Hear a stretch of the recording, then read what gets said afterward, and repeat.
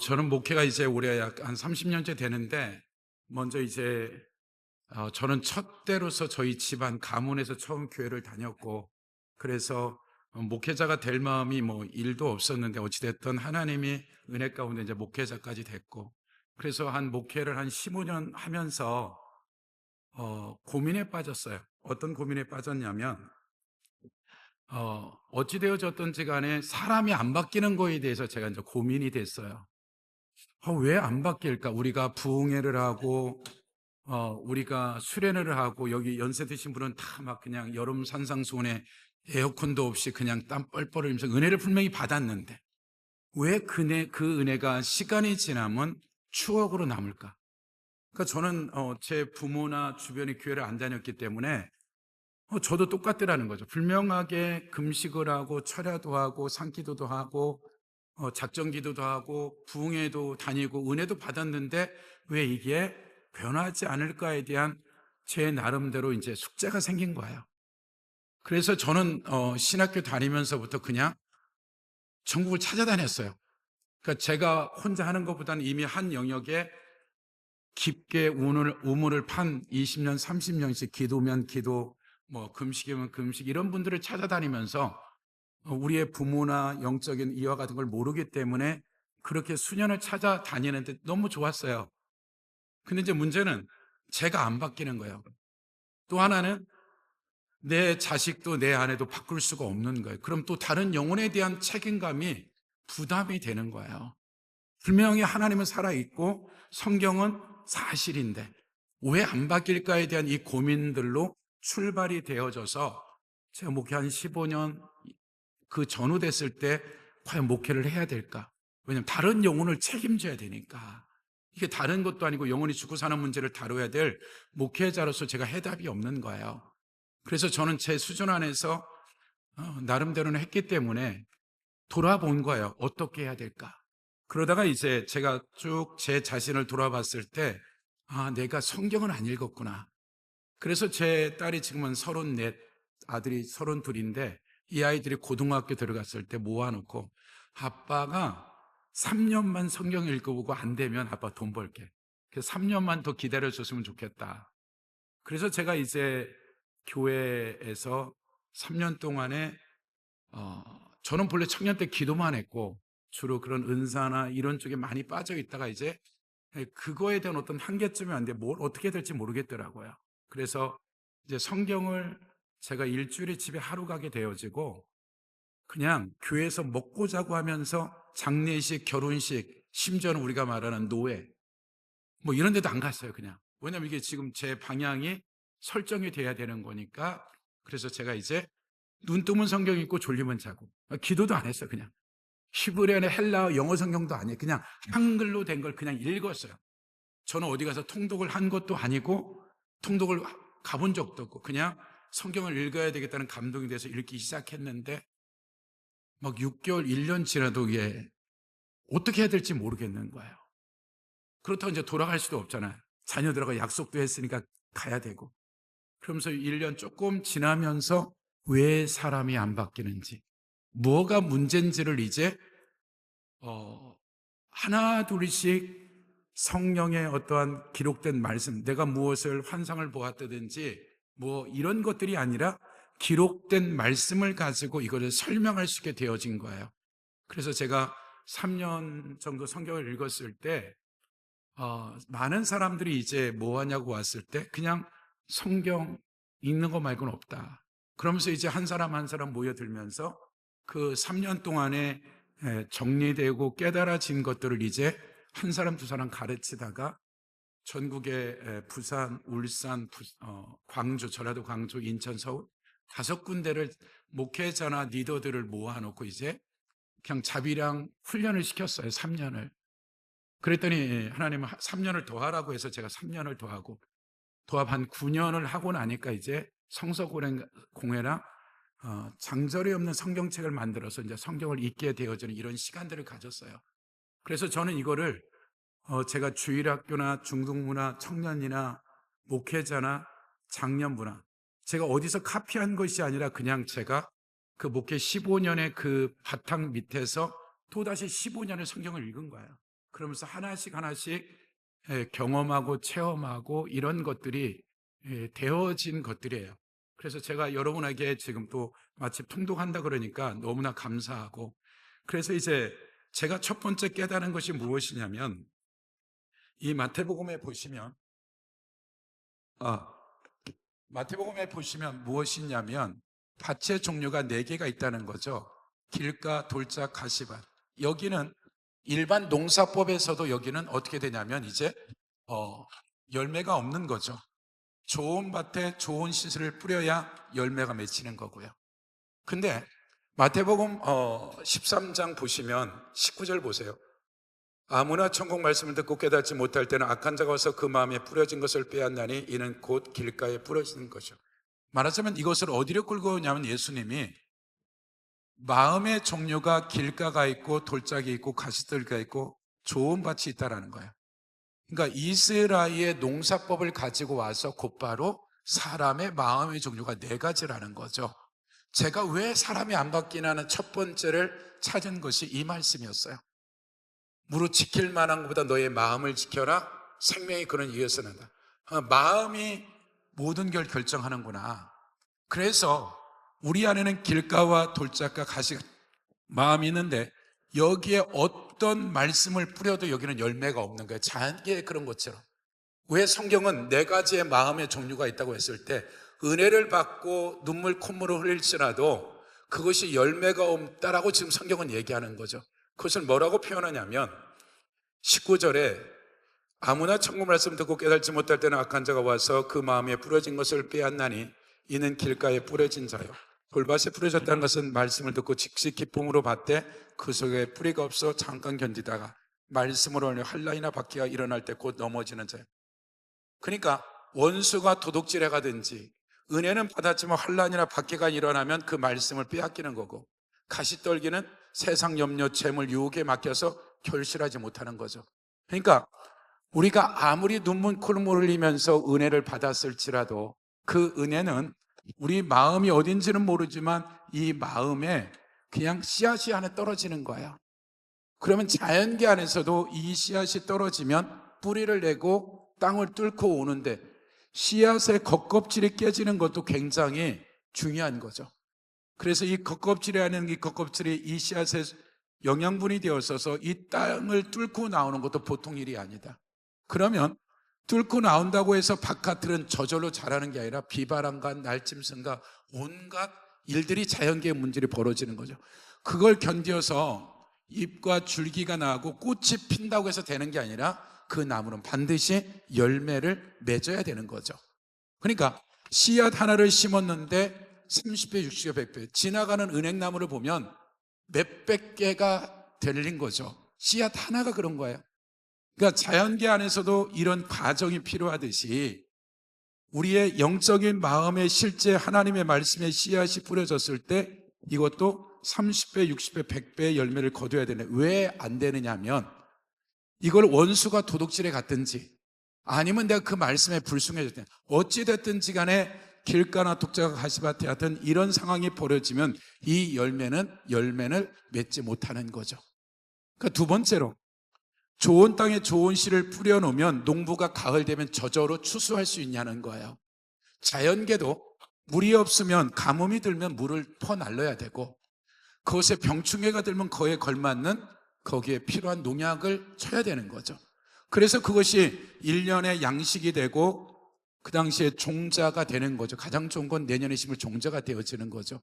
자연계도 그 농부가 그 밭에 좋은 씨를 뿌렸을지라도 멧돼지나 까치가 와서 새들이 와서 먹어버리면 열매가 없는 거예요. 마찬가지로 우리가 은혜를 받고 우리 마음판에 하나님의 말씀에 씨앗이 떨어진 것은 그것이 어떤 은혜가 되든 씨앗이에요. 그냥 씨앗이에요. 그래서 그 말씀이 자라야 되는데 자라기 전에 원수가 도둑질해 가든지 우리의 죄성으로 말미암아 그 씨앗이 없어져 버리는 거예요. 그래서 그러면 똑같은 거죠. 우리 마음에 좋은 마음밭에 좋은 씨앗을 뿌렸을지라도 그러면 마음 관리를 어떻게 할 거냐에 이것에 대해서 이제 고민이 된 거예요. 3년 동안에요. 우리가 하나님의 은혜를 받은 다음에 이 은혜를 어떻게 관리할지에 대한 것들이 단순히 성경을 읽는 것도 중요하지만 이 마음을 어떻게 관리하는지가 굉장히 중요하다는 걸 알게 되어졌어요. 그래서 우리가 성장하지 못하는 근본적인 문제는 이 마음을 갈아엎어야 되는데 마음을 갈아엎는 유일한 건 두 가지밖에 없어요. 기도와 말씀 말고는 다른 방법이 없는 거예요. 그래서 우리가 기도는, 한국 기도는 부르짖는 기도, 문제 해결이에요. 우리가 문제 해결되면 문제는 또 문제가 생겨요. 죽는 날까지요. 그러나 그 기도는 또 욕심으로 구할 수도 있고요. 그러니까 기도와 말씀인데 말씀은 하나도 더하고 뺀 게 없거든요. 우리가 주일 설교를 들으면 은혜가 되고 회개도 되는 이유가 뭐예요? 그 말씀이 내 안에 빛이 되어져서 깨달았기 때문에 그런 거거든요. 그러면 그 설교 내용이 이 본문에서 나온 거기 때문에 내가 말씀을 읽는다라는 것은 그 말씀 자체를 믿는 거거든요. 그러니까 내가 읽기만 하더라도 그 말씀 자체가 하나님이고 능력이기 때문에 내가 그 말씀에 영향력을 받게 되어 있어요. 그래서 그 말씀이 우리 가운데 어디예요? 내 마음판에 쌓이면 어떻게 되냐면 고린전서 3장 5절에 보면 바울은 심었고 아볼론은 물을 주었으되 자라가는 건 누구다? 하나님이다. 그러니까 내가 자라게 하는 게 아니에요. 내가 원수가 도둑질하지 못하도록 마음 관리만 잘 해놓으면 이걸 자라게 하는 것은 하나님이라고 성경은 말하고 있거든요. 그래서 제가 그걸 원리를 알고 나서 그럼 이제 내가 용량적으로 엄청난 용량을 때려 넣으면 되겠구나.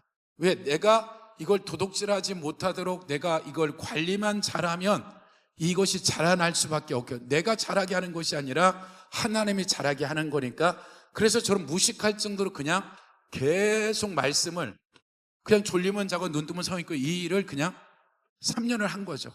그 말씀이 내 안에 쌓여져서 자연적으로 이 자라는 것을 알게 되어진 거예요. 그래서 첫 번째 일어난 일이 무엇이냐면 여러분들이 이제 고린도전서 우리가 한번 10장에 보시면 이런 얘기를 해요. 사도 바울이 고린도 교회에 대한 얘기를 10장에서 무슨 얘기를 하냐면 1절 형제들아 나는 너희가 알지 못하기를 원하지 않으니 우리 조상들이 다 구름 아래 있고 바다 가운데 지나면 모세 속에 다 구름과 바다에서 세례를 받고 다 같은 신령한 음식을 먹으며 다 같은 신령한 음식을 마셨으니 이는 그들을 따르는 신령한 반석으로부터 말씀해 그 반석은 곧 그리스도라. 그러나 그들의 다수를 하나님이 기뻐하지 않았으므로 그들이 광야에서 멸망받으니라. 그러니까 지금 사도 바울이 고린도 교회에 어떤 문제가 있냐면 모세 때 이러한 문제가 있다라고 갑자기 모세에 있었던 얘기를 꺼내요. 첫 번째가 일이 뭐냐면 7절 그들 가운데 어떤 사람들과 같이 너희는 우상 숭배하는 자가 되지 말라. 모세가 십계명 받으러 갔을 때 우상 숭배 때문에 송아지 해놓고 3,000명이 죽게 되죠. 두 번째를 뭘 꺼내냐면 8절 그들 중에 어떤 사람들이 음행하다가 하루에 23,000명 바알과 발락에 대한 얘기죠. 23,000명이 죽어요. 2,000명도 아니고 이때는 거짓 38년 40년 됐을 때예요. 임재에 쪄들어 있는데 하나님 여전히 존재하고 있는데도 죄로 말미암아 23,000명이 죽게 되죠. 그 다음에 9절에 보면 그들 가운데 어떤 사람들이 주를 시험하다가 뱀에 물려 죽는 일이 벌어지죠. 그 다음에 10절에 보시면 원망하는 거죠. 다단, 아비담, 온이 어떻게 돼요? 고라 자손이 거역하죠. 그걸로 인해서 어떻게 돼요? 원망 때문에 땅이 산채로 갈려져서 죽는 일이 벌어진다는 이 얘기를 지금 사도 바울은 이 고린도 교회에 꺼낸 의도가 뭐냐면 14절 보세요. 그래서 내 사랑하는 자들아 우상 숭배를 피하라. 그 다음에 20절 무릇 이방인의 제사하는 것은 귀신에 하는 것이 하나님께 제하는 것이 아니니 나는 너희가 귀신과 교제하는 자가 되기를 원하지 않는다. 너희가 주의 잔과 귀신의 잔을 겸하여 마시지 못하고 주의 식탁과 귀신의 식탁을 겸하여 참지 못하라. 이게 무슨 얘기야?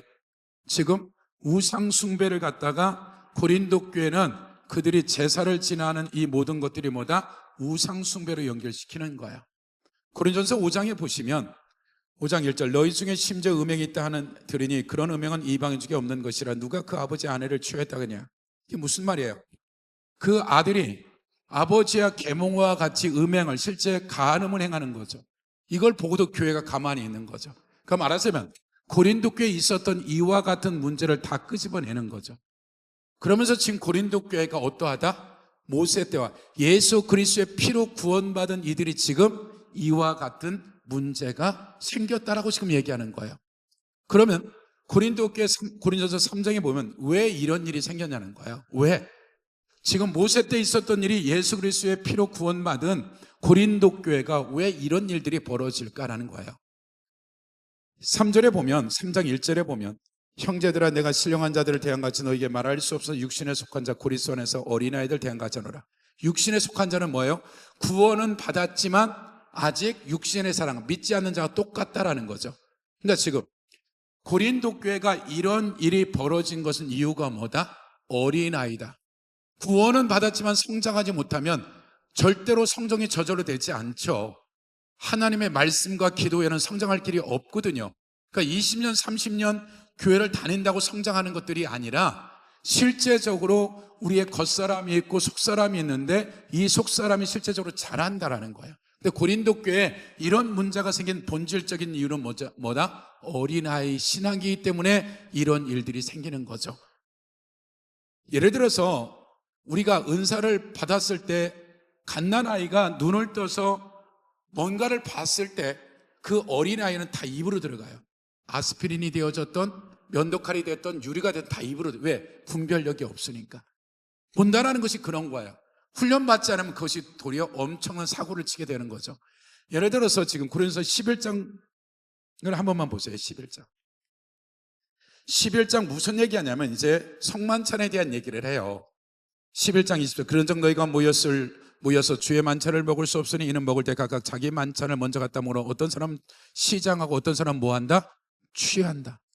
예수 그리스도의 구속의 은혜의 성만찬 시간에 이들이 예배 전에 만찬식을 하는데 뭐 했다? 술집도 아닌 예수 그리스도의 구속의 은혜에 이 성만찬의 예배 시간에 포도주를 너무 많이 먹어서 술 취해버렸다.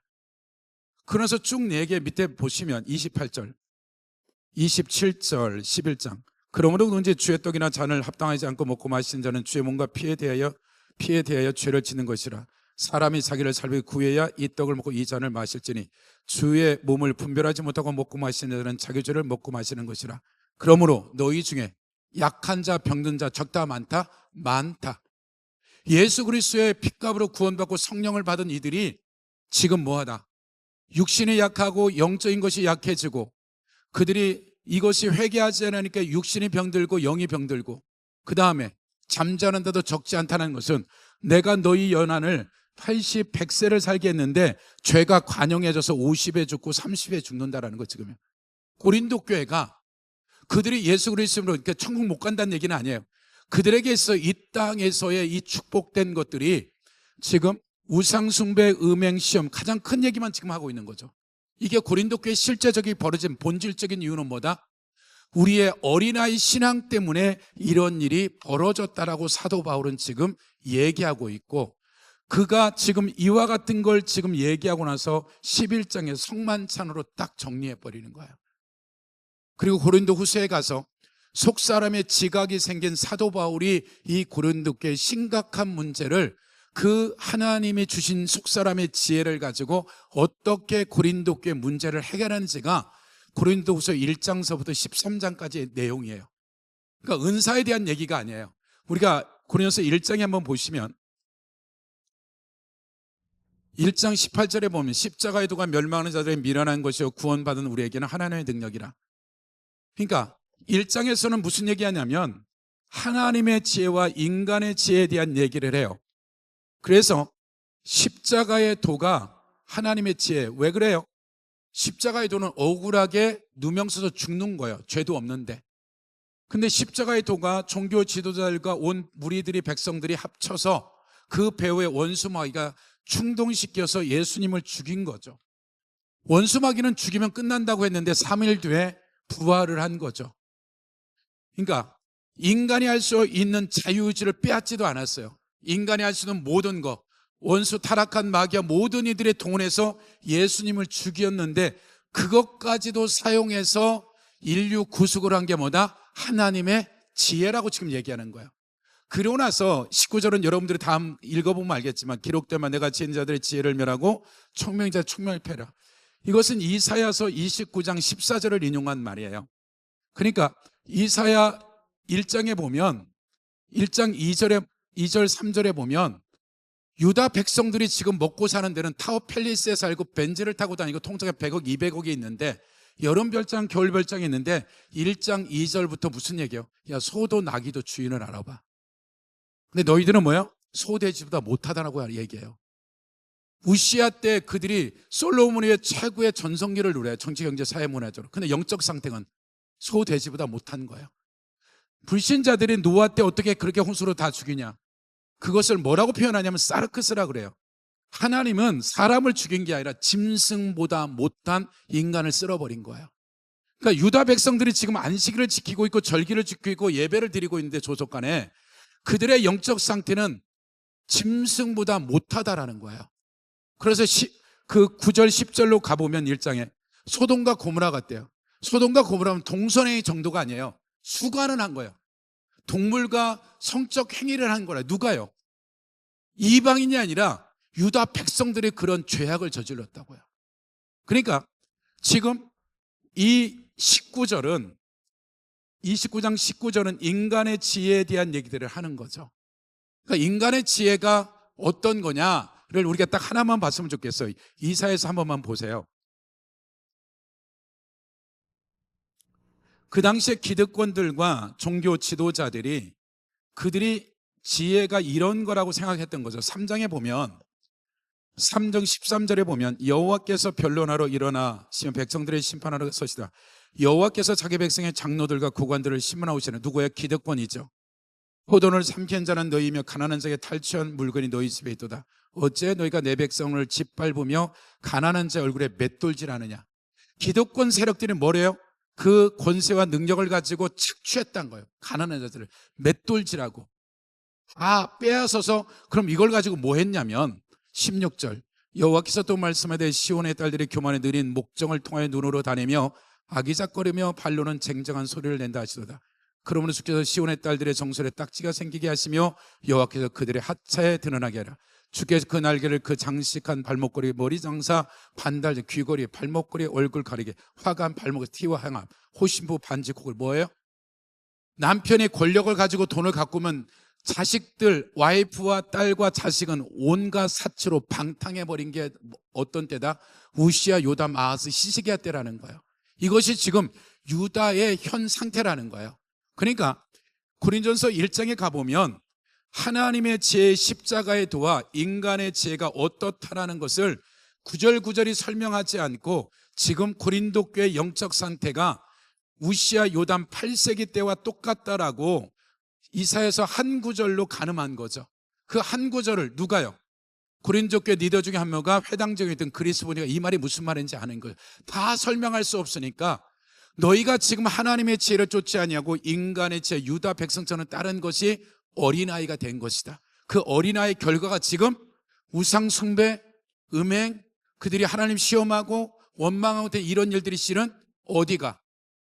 유다에 벌어진 일뿐만 아니라 지금 고린도 교회가 이 일이 진행되고 있고 사도 바울 능력 가지고도 해결할 방법이 없는 거예요.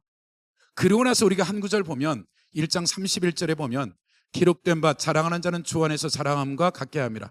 여러분들 가서 읽어보시면 될 거예요. 이것은 에레미야 9장 23절을 인용했어요. 그러니까 무슨 말이냐면 에레미야 때 무슨 일이 벌어지냐면 에레미야가 이제 이사야서 29장 14절은 8세기 때예요. 그 다음에 에레미야 9장이라는 이 영역은 에레미야는 9장 23절 인용한 거죠. 지금 이것은 6세기예요. 에레미야는 이사야 때부터 약 170년 동안 예언했던 말들이 자기 눈앞에서 봐요. 에레미야가 눈앞에서 609년 1차 포로, 597년, 586년, 582년 4차에 걸쳐서 3차 때는 솔로몬 성전이 무너져 버리죠. 에레미야는 그것을 눈앞에 보는 거예요. 실제 그들이 포로로 끌려가고 살육을 당하고 처참할 정도로 시드기야 왕이 두 눈이 뽑히고 자식을 쳐 죽이는 이 모든 것들을 에레미야는 눈앞에 보는 거죠. 그러니까 지금 고린도서 1장은 너희가 이사야 시대와 똑같아. 그리고 나서 마지막 구절을 지금 20절부터 30장까지는 하나님의 지혜와 인간의 지혜에 대한 걸 계속 설명하고 나서 마지막에 마무리를 뭘로 지어요? 에레미야. 유다가 바벨론 70년 포로로 끌려가는 이 얘기를 세팅한 건 뭐예요? 고린도 교회는 너희들이 지금 이미도 하나님이 심판에 진행되고 있다라고 지금 사도 바울은 지금 은사 얘기를 하는 것이 아니라 이미도 유다 백성들처럼 너희에게 기회를 줬는데 우상숭배, 음행과 온갖 시험과 온갖 제약 때문에 유대가 바벨론의 포로로 끌려가서 살려고 당하고 끝장이 나듯이 고린도 교회가 이미 심판에 임했다라고 1장에서 선언하고 2장에서 하나님의 지혜가 뭔지를 가르치고 3장 1절에서 어린아이가 뭐냐라고 얘기하는 거예요. 그리고 어린아이 신앙에 대해서 고린도 전서에서 구체적으로 설명을 해요.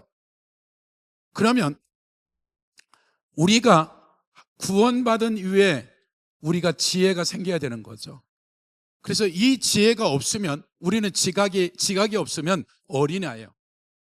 그러니까 우리가 예를 들어서 더하기 빼기 한글을 모르면 나이가 들어도 1억짜리 하나하고 어떻게 돼요? 아이스크림부터 바꿀 수 있는 거 종이 한 짝이니까 애들은. 어린아이 신앙이 그렇다고요. 그러니까 영적인 세계가 그러하다는 거죠. 지각이 없으면 우리가 더하기 빼기를 모른다면 한글을 모른다면 예를 들어서 에베소 교회를 보세요. 두란노선에서 그렇게 가르쳤는데 사도 바울이 이제 마지막 그 로마 감옥에서 편지를 쓰는 거죠. 곧 그는 순교를 당할 거야.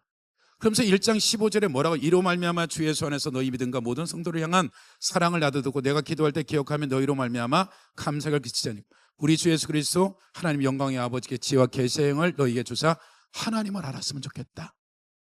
분명하게 사도 바울이 알고 있는 하나님과 에베소 교회 많은 이들이 알고 있는 차이가 있는 본질적인 이유가 뭐다? 속 사람의 지혜가 없어서 그렇다. 어린아이 신앙이기 때문에 어떤 일이 벌어져요? 5장에 가보면 이런 얘기를 해요. 5장 1절. 그러므로 사랑을 받은 자녀같이 너희는 하나님의 공부한 되고 그리스도께서 너희를 사랑같이 너희도 사랑 가운데 행하라. 그는 우리를 위하여 자신을 버리사 향기로운 제물과 희생 제물을 하나님께 드려. 음행과 온갖 더러운 건 지저분한 게 아니에요. 그 음행과 간음과 행해지는 각종 수간 동성애를 포함되는 거예요. 더럽다는 얘기는. 그러니까 지금 에베소 교회가 뭐하다? 이와 같은 동성애, 수간, 음행이 있다는 거예요. 탐욕, 너희 중에 그림자 부르지 말라. 누추한 어리석은 말에 희롱 하지 말라는 거. 그 일을 하는 이유가, 본질적인 이유가 뭐다? 속 사람의 지각이 안 생겨서 되는 거라는 거예요.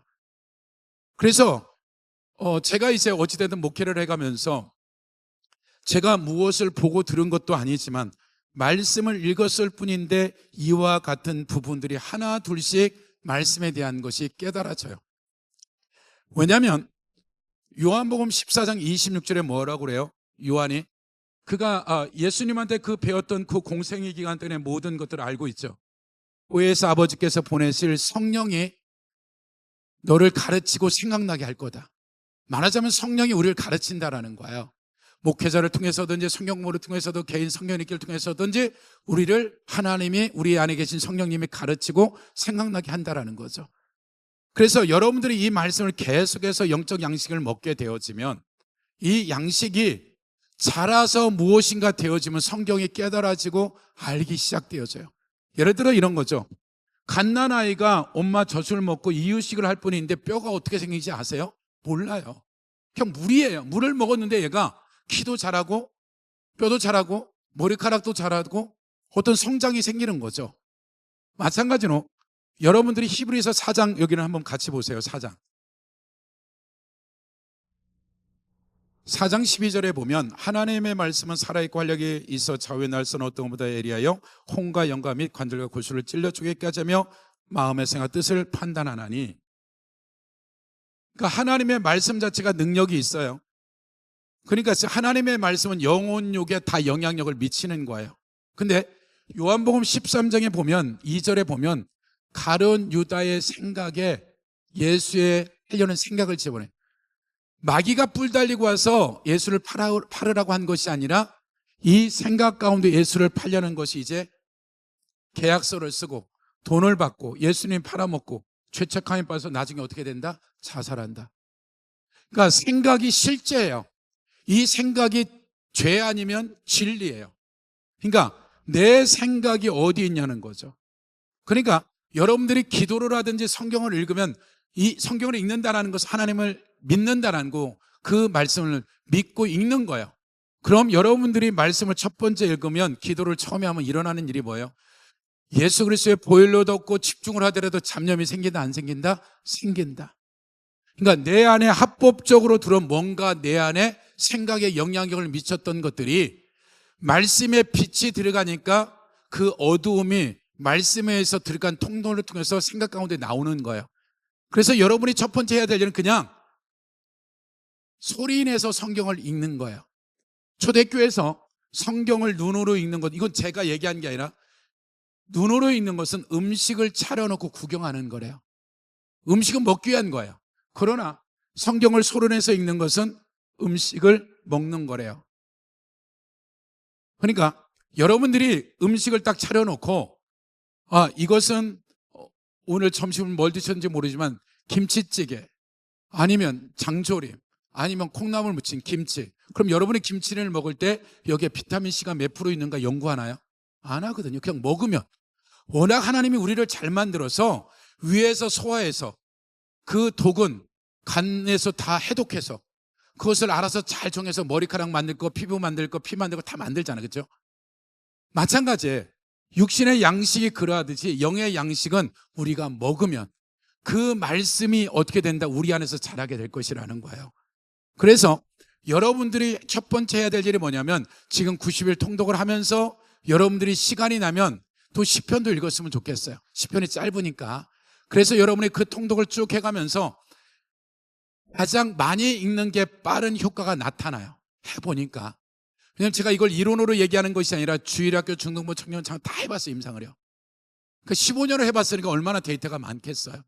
그래서 여러분들이 첫째 해야 될 일이 뭐냐면 소리 내서 읽는 거예요. 내 귀에 들릴 정도로. 그리고 그 말씀을 은혜 받으려고도 하지 말고 뭔가 이해하려고도 하지 말고 그냥 읽으시기만 하면 돼요. 그냥 그것을 그냥 잡수시면 돼.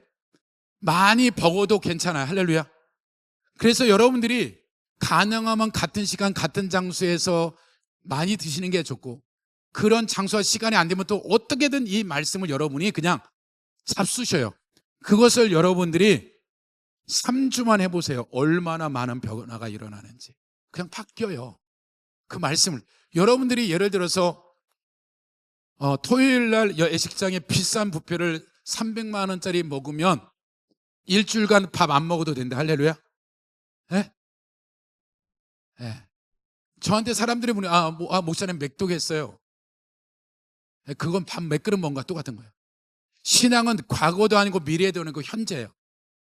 내가 1년 전에 12독을 하든 100독을 하든 지금 하고 있느냐가 중요해요. 신앙은 현재지, 현재 진행원이지 과거도 많은 참고가 돼요. 미래도 아니에요. 현재예요. 신앙은 현재예요. 성경은 계속해서. 그래서 여러분들이 그냥 영의 양식을 오늘 하루 동안에 잡수시면, 그래서 뭐 한다? 은혜는 주일날 와서 받으시면 돼요. 설교 들으시고요. 그거와도 충분해요. 그러니까 여러분들이 그냥 말씀을 드세요. 그냥 용량적으로 그냥 계속 먹어보세요. 그리고 어떤 현상이 벌어지는지 실제 그 말씀이 들어가서 내 영을 살찌게 하기 시작해요. 그럼 뭔가 변화가 일어나기 시작해요. 내가 성경을 연구하고 무엇인가 알려고 애써도 않았는데 밥 먹을 때, 걸어갈 때, 누울 때 말씀이 떠오르게 되고 알게 되어져요. 누가? 성령이 내 안에서 자라게 하게 되어지면. 그래서 여러분이 성경 읽을 때 주의사항, 무조건 은혜 받고 뭔가 알려고 하지 말아라. 많이 읽는 게 축복이다. 앞뒤로 얘기해서 많이 읽읍시다. 은혜는 교회 와서 설교 들을 때 은혜 받으시고 그냥 마음껏 잡수세요. 절대로 비만 안 생기니까. 할렐루야. 많이 드셔야 돼요. 그래서 하여튼 양뜨기를 여러분들이 무조건 하세요. 이해하나 은혜 받으려고 하지 말고. 그리고 혹시나 더 성경이 있다 보면 환상도 떠지고 음성도 들리도, 혹이나 성경 있다 예수님 찾아오시면 좀 더 오라고 그러세요. 그러니까 여러분이 눈 뜨자마자 눈곱들도 띄지 말고 딱 성경 읽으세요. 그냥 읽으세요. 해보세요. 이걸 일주일 3주만 해보세요. 삶이 엄청나게 바뀌어요. 그리고 남편의 마음에 안 드는 게 있잖아요. 다 마음 들지요. 아내가 마음 들. 그러니까 입을 딱 봉하시고 남편 하나님 어떻게 양말을 지금 20년 돼 여전히 양말을 제대로 안 벗어요. 뭐 있잖아 다. 예? 그 입을 떼지 마시고 하나님 내 남편 양말을 바로 벗게 해주세요. 그리고 시편만 읽으세요. 그럼 시편이 가서 주리를 틀을 거예요. 예? 양말을 제대로 벗을 때까지 하나님 바를 거예요. 자녀들 여러분이 고치라 말 할 거예요. 그냥 입 딱 다물고 그냥 말씀 읽으세요. 우리 자녀가 이게 안 돼요. 고쳐라 말 할 것도 없어요.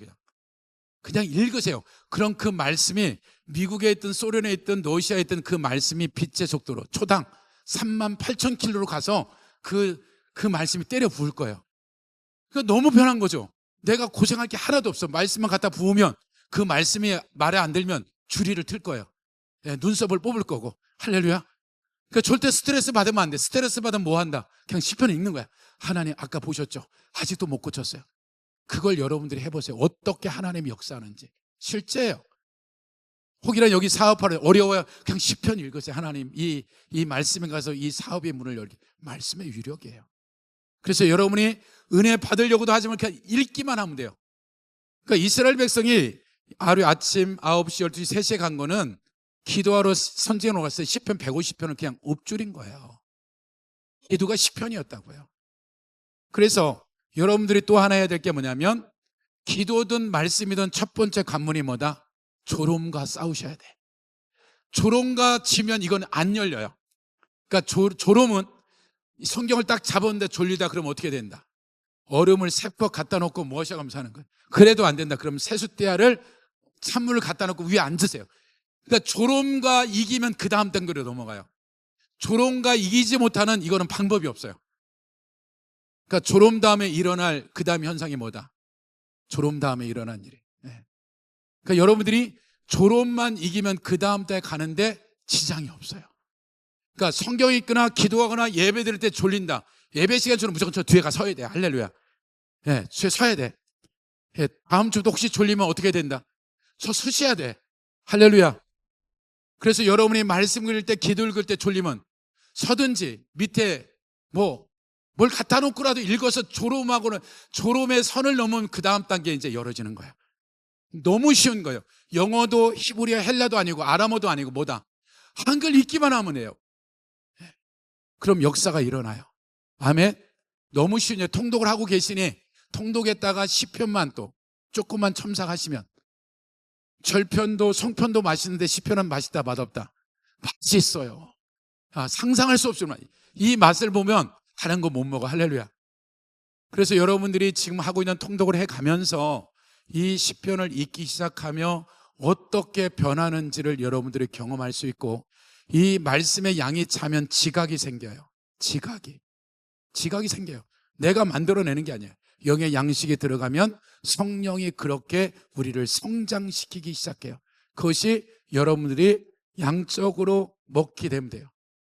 네. 그래서 1년을 먹었는데 변화가 안 일어난다. 그 시간 따져가지고 일당 따져서 담임 목사님이 다 돈을 주실 거예요. 할렐루야. 네. 여기 담임 목사님이 할렐루야. 안 바뀌면 이상한 거예요. 안 바뀌면. 네. 그래서 제가 이거를 하루 이틀 한 게 아니라 목회를 15년 하다가 15년째 지금 성경이 있는 거예요. 제가 아침에도 5시에 일어나서 주일학교 엄마들 줌으로 성경을 45분 읽어요. 네? 그리고 한동대들도 6시 되면 다 일어나 성경 읽자. 하여튼 어떻게든 여러분들이 한글로 그냥 시편만 읽기 시작하면 여러분이 읽는 교회에서 하고 있는 통독을 해가면서 하나 더 하면 어려운 거 아니에요. 점심시간에 10분만 빼면 5장 10장 읽어요. 5분만 하더라도 두세 장 짧기 때문에 어려우면 그냥 짧은 거 133편 10번 20번 읽어. 2줄밖에 안 되니까. 그럼 20번 읽은 거잖아. 할렐루야. 그러니까 여러분들이 이 말씀 그냥 읽기만 했을 때 어떤 일이 벌어요? 예배가 틀려져요. 찬양이 틀려져요. 왔을 때 예배가 들려지는 목사님의 말씀이 틀려지게 돼요. 찬양의 소리가 들려져요. 삶 전체가 바뀌어지기 시작해요. 그게 말씀이 갖고 있는 위력이에요. 그래서 여러분들이 알다시피 우리의 악성과 악습이 있는데 50년, 40년, 30년 나무들이 그냥 안 뽑히잖아요.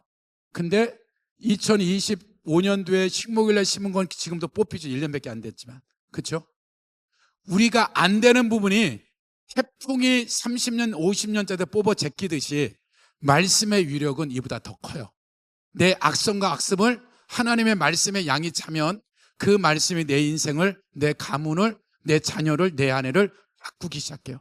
내가 한 게 없어. 그냥 말씀을 읽고 영의 양식을 먹었을 뿐인데 내 삶이 바뀌어지기 시작해요. 그래서 마지막으로 여러분에게 드리고 싶은 것은, 말씀은 인생 정리예요. 말씀이 내가 읽은 양이, 생각을 해보세요. 제가 지금까지 만난 사람들 중에 저를 만나고 30년, 40년, 50년 신앙생활 한 사람이 저 만나고 3개월 안에 평생 읽은 것보다 많이 읽었다 그래요. 한동대 애들이 시편을 3장, 5장 읽다가 한번 모여, 그래서 제가 시편을 150편을 제 목소리로 같이 통독하면 제가 2시간 반이면 읽어요. 짧을 때는 2시간 20분. 한번 그렇게 읽어주니까 이 친구들 어떻게 돼요? 이거 되네. 그러니까 일주일에 한 번 읽는 건 아무것도 아니었어요. 그러니까 어떤 애들은 어떻게 매일 시편 한 번씩 읽는 거예요. 그래서 엄청난, 한동대 갔을 때 우울증, 조울증, 자살, 뭐 이런 애들이, 공황적인 얘네들이 다른 축사를 한 것 때문에, 기도한 것 때문에 성경을 읽었는데 막 회복이 되니까 애들이 3명, 5명, 10명 계속 끌고 오는 거죠. 그럼 걔네들이 신앙이 얼마나 있겠어요? 무시하는 게 아니라 아직 어리잖아요. 근데 내가 시편만 읽었는데 애들이 바뀌기 시작하는 거야. 그래서 그들이 자기 부모한테 전화해서 엄마 성경 읽어야 돼, 아버지 성경 읽어야 돼. 그래서 여러분들이 이거를 제가 부탁드리는 것은, 집에 가셔서 자녀한테 성경 읽으라 하라 말아라? 하지 말아라. 6개월 동안에 본인만 열심히 하세요. 그럼 애들이고 남편이고 아내고 성경을 들고 와. 네. 읽으라 하지 마. 그냥 읽으면 돼요. 읽으면 우리 엄마가 이거 2달 갈까? 1달 갈까? 또 우리 엄마가 뭘 배워왔네. 뭐 이렇게. 그러든 만들어서 여러분의 성경을 읽으면 가정이 바뀌어요. 교회 구역이 바뀌어요. 목장이 바뀌어요. 삶이 바뀌어져요. 그것이 말씀이 갖고 있는 위력이에요. 그런 축복이 있기를 예수 이름으로 축복합니다. 기도하고 마치겠습니다. 하나님 감사합니다. 하나님, 저에게 주었던 하나님의 말씀의 은혜들을 이 두드림교회 아버지 하나님, 주일학부터 작년에 이르기까지 하나님 제게 주었던 갑절의 은혜를 이 통독을 통하여서 하나님 일어나게 하여 주시옵소서. 아버지, 제가 할 수 있는 것이 아니라 하나님 오늘 선포된 말씀들이 말씀이 되게 하여 주시고, 그 역사적인 일들이 실제 가정에서, 직장에서, 사업처에서 하나님 저들의 일상 가운데 하나님의 말씀이 흥황되어지는 역사가 있게 하여 주셔서, 가정들마다 말씀이 읽혀지는 역사가 있게 하여 주셔서, 말씀이 우리의 삶을 끌고 갈 수 있는 삶의 현장이 될 수 있도록 축복하여 주시옵소서. 감사드리며 예수 그리스도의 이름으로 기도했습니다. 아멘.